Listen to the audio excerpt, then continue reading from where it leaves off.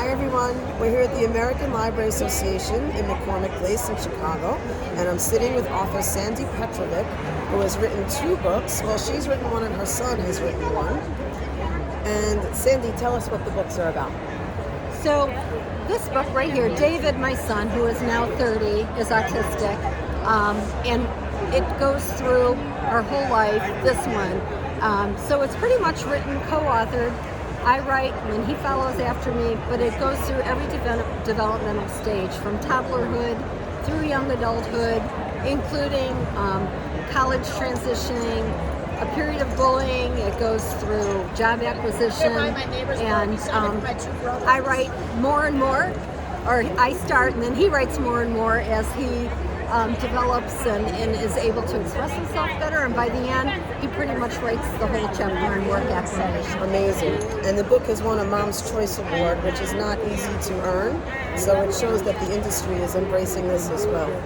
What made you decide to do this? Why did you write these books? Well, we wanted to explain what autism was all about. There's such a misunderstanding. There's so much stereotyping, and there's so much assumption that goes on. People look at the exterior and they don't notice the interior person within. Right. And it is a sensory motor communication neurodevelopmental disorder. It's not a cognitive disorder. And despite the fact that somebody cannot speak perhaps, or that someone might be externally awkward, does not mean that they're not extremely intelligent with so many gifts. And so David is now, he has a master's degree, he's a teacher, junior high teacher, and so this book he wrote just this past fall. It's a new release, and it won a gold Nautilus medal in his children's field. But it is a book about, he always felt invisible as a kid growing up. He was bullied, and so he wants to teach kids about having compassion and treating people with kindness. And people with differences, are just different, and that no one is less and no one is more. And so the book's in 3 parts, and there's a story that's really based on a true life incident. And then the middle part explains autism, and the end is, activities for kids. Wonderful. And he wrote it because he wants people to not feel invisible, and he's trying to prevent bullying, which is one of the reasons that he decided to become a teacher. And what a story of hope. I mean, what a message, because so many people, I think young or old, need to see that you can have these challenges and they can seem insurmountable, and you can rise above them and turn it around. And that was actually another big reason we wrote the books, is there's such a dearth of information and such misinformation out there.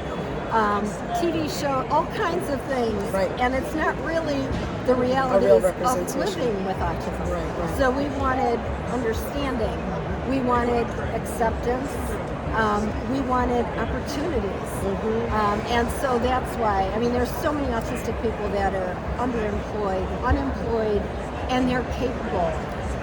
But people don't give them a chance. It takes a community willing to tap into their specific, and they might seem like, I don't know, and so they're not willing to get past the surface. Exactly. And do you or David do any public speaking?